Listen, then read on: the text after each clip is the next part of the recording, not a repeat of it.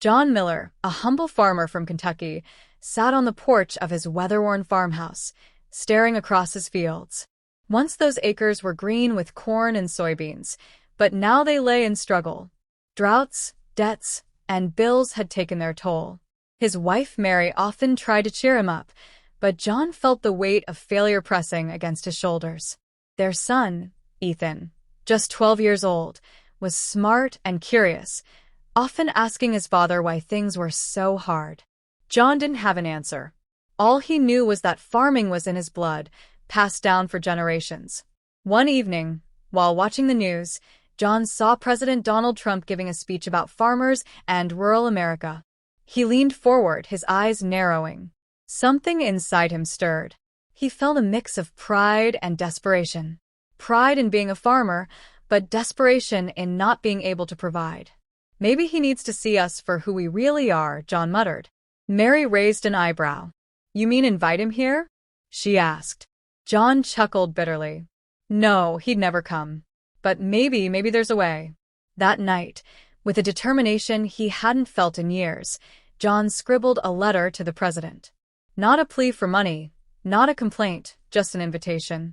An invitation to come to their small town, sit down and share a meal, not at a fancy restaurant, not at the White House, just at their local KFC, the only place in town where families gathered for comfort food.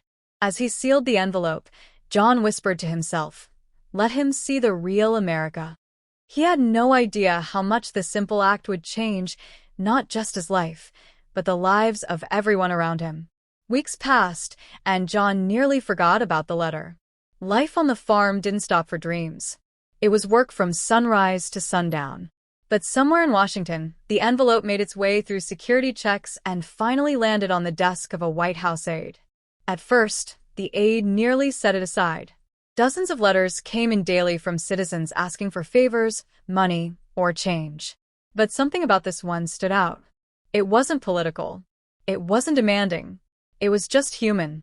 "Mr. President, you may want to see this," the aide said later that afternoon, handing it over during a quiet moment. Donald Trump, known for his busy schedule, skimmed through most mail quickly, but when he read John Miller's letter, he slowed down. The words were simple. "I am a farmer in Kentucky. My family has worked this land for generations. We don't have much, but we'd be honored if you'd come sit with us at our town's KFC. Not for politics, not for speeches, just to eat together, to see who we really are." Trump leaned back in his chair. He'd been to banquets, state dinners, five-star restaurants, but a farmer inviting him to a Kentucky Fried Chicken in a small town. It was unusual, honest. For some reason, the idea stayed with him all day. That night, he brought it up to Melania over dinner. She smiled softly. "Sometimes the smallest gestures show the biggest truths," she said. Trump wasn't sure yet, but something about this farmer's humility touched him. He made a note to his team. "Find this John Miller. Let's see if it's possible." Back in Kentucky, John had no idea that the wheels of destiny had already started turning.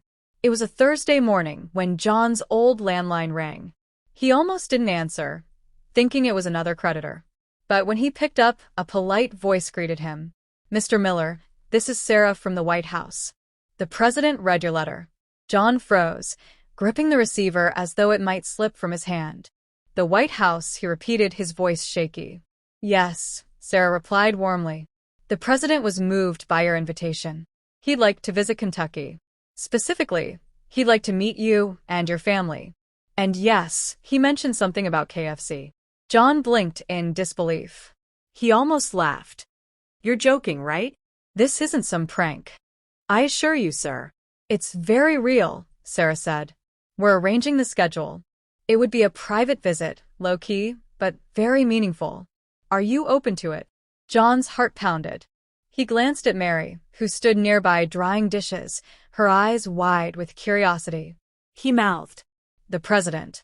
She dropped the plate into the sink with a splash. "Yes," John said firmly, swallowing his nerves. Tell him we'd be honored."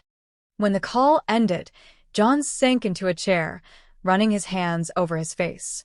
"Mary, do you realize what just happened?" She smiled through her shock.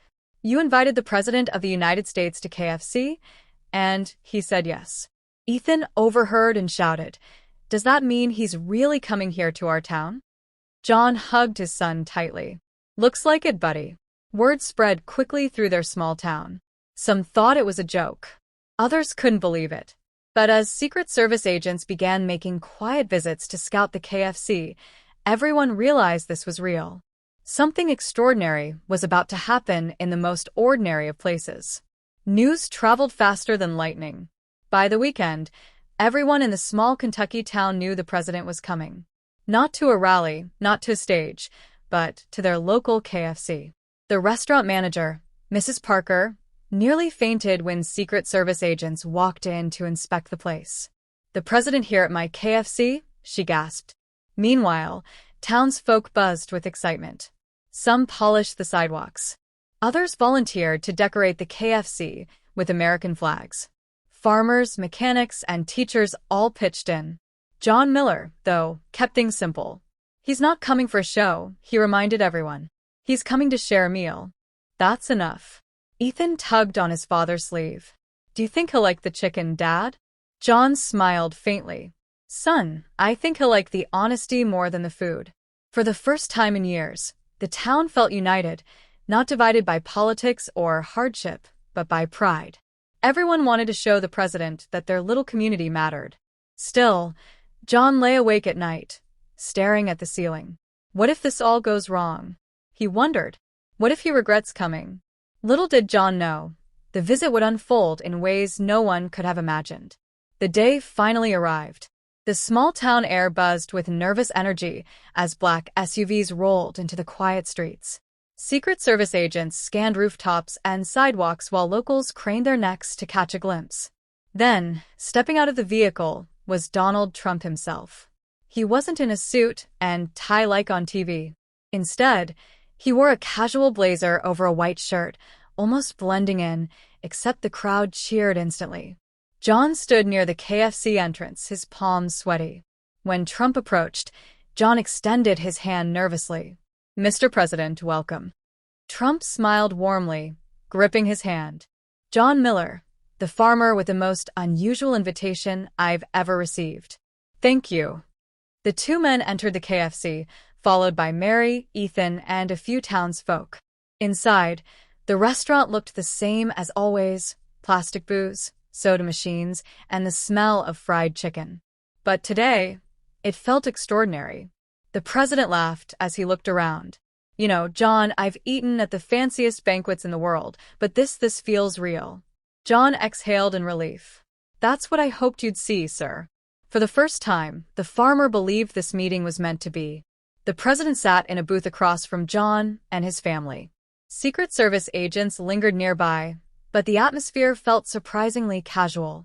Mrs. Parker, the manager, nervously handed Trump a tray with fried chicken, mashed potatoes, and biscuits. Trump chuckled. "Well, this is a first for me. KFC with a farmer who invited me here." John smiled awkwardly. "It's all we got, sir, but it's honest food." Trump took a bite of chicken, then paused. Everyone in the room watched nervously. Finally, he grinned. "Delicious. Simple. Reminds me of growing up." The crowd relaxed, laughter breaking out. Even Ethan beamed, whispering, "He likes it, Dad." Mary leaned in. "Mr. President, our town doesn't have much, but what we do have, we share." Trump nodded thoughtfully, looking around at the humble faces gathered. "You've shared something most people forget: community." The meal continued with stories, laughter, and even Trump joking about how he'd never eaten out without cameras flashing. Yet today, it wasn't about politics or speeches. It was about people. For John, the moment felt surreal, sharing fried chicken with the most powerful man in the world, yet feeling like neighbors at the same table. As the meal went on, John found courage building inside him. He cleared his throat. "Mr. President, may I tell you something?" Trump leaned back, curious. "Of course, John. That's why I'm here." John's voice wavered, but his words were steady. "Farming isn't what it used to be. Costs rise, weather fails, and many of us feel forgotten. We don't want handouts. We just want to be heard." The room grew quiet. Trump sat down his biscuit, listening intently. Mary placed her hand over John's, studying him. Ethan whispered, "Tell him, Dad." John continued, "I invited you here, not to impress you, but so you could see the real America. We may be small, but we're proud. We need leaders who understand that our strength isn't in wealth. It's in working hands, in families who don't give up." Trump nodded slowly, his usual fiery tone softened. "John, you've said more in these 5 minutes than I've heard in 100 speeches. You're right. Farmers like you are the backbone of this country." The crowd broke into quiet applause, not for politics, but for truth. In that humble booth, John realized he had spoken not just for himself, but for every farmer who felt unseen. The conversation shifted, becoming more personal. Trump surprised everyone when he began sharing stories from his own childhood. "You know, my father wasn't a farmer, but he believed in hard work. He made me go to construction sites as a boy. Said I needed to learn from the ground up. It wasn't glamorous, just shovels, dust, and long hours. But it taught me what real workers go through." John listened intently. "So you understand what it feels like to start with sweat, not privilege." Trump smiled faintly. "More than most think." Ethan chimed in shyly. "Mr. President, do you ever get tired like my dad does after farming all day?" Trump chuckled warmly. "Of course I do, young man. But here's the secret. When you love what you're fighting for, the tiredness feels worth it." Mary's eyes softened as she looked at her son. "Hear that, Ethan? Even presidents get tired, but they keep going." For the first time, the town saw Trump not as a figure on TV, but as a man, flawed, human, yet trying. The KFC walls seemed to shrink, turning the moment into something intimate, almost sacred. Everyone present felt they were part of something unforgettable. Word had spread, and soon the small KFC was filled with locals eager to glimpse the moment. Trump noticed the crowd pressing closer. "Why don't we hear from others, too?" he suggested. "I came here to listen, not just talk." A retired teacher stood up. "Mr. President, our school struggles with funding.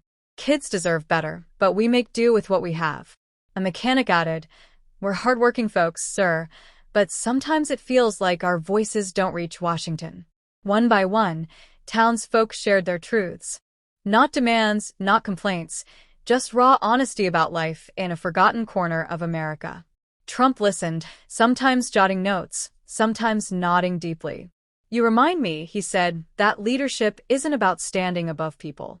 It's about standing with them." John felt his chest swell with pride. His little invitation had opened a door for everyone to be heard. Mary whispered to him, "Look around, John. This is more than fried chicken. This is history." For the first time in decades, the townsfolk felt their struggles mattered.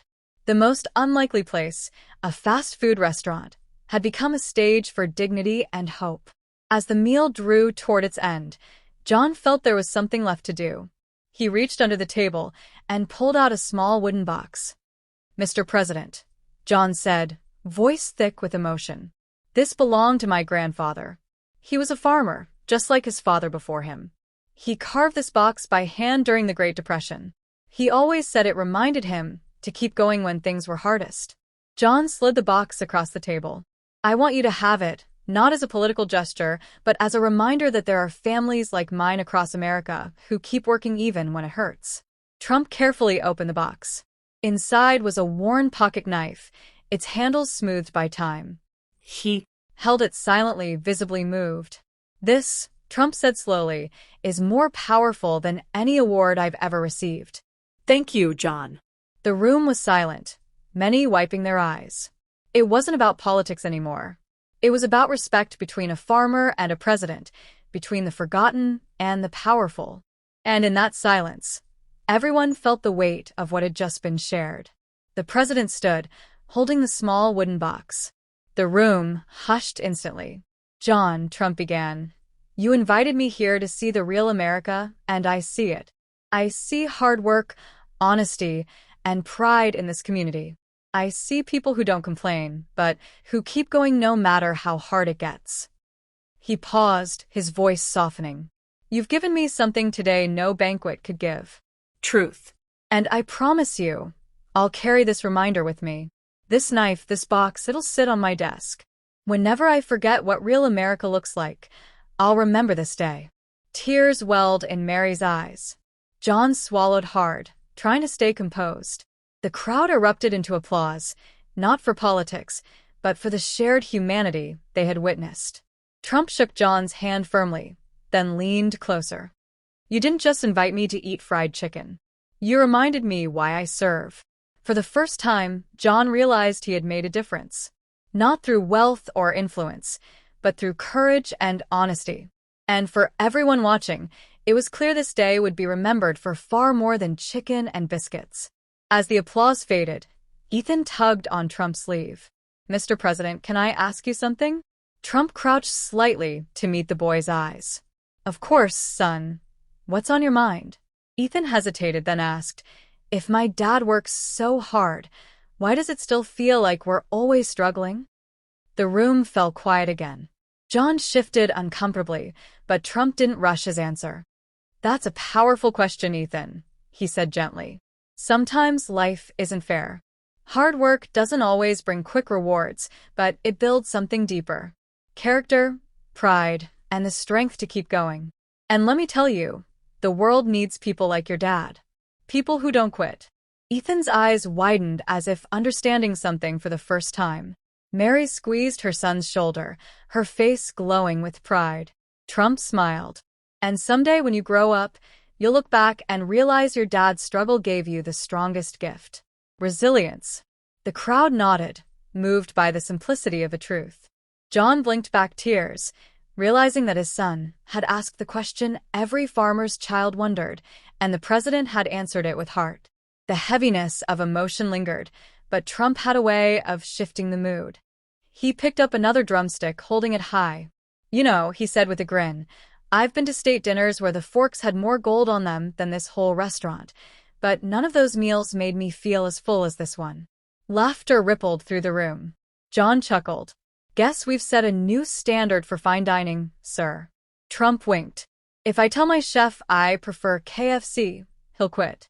Even the Secret Service agents cracked small smiles. The laughter wasn't just about jokes. It was a release, a reminder that even in the hardest conversations, joy still had a place. Mary leaned over to John. Can you believe this? The President of the United States is cracking jokes in our little KFC. John shook his head, smiling. Feels like we're just neighbors sharing a meal.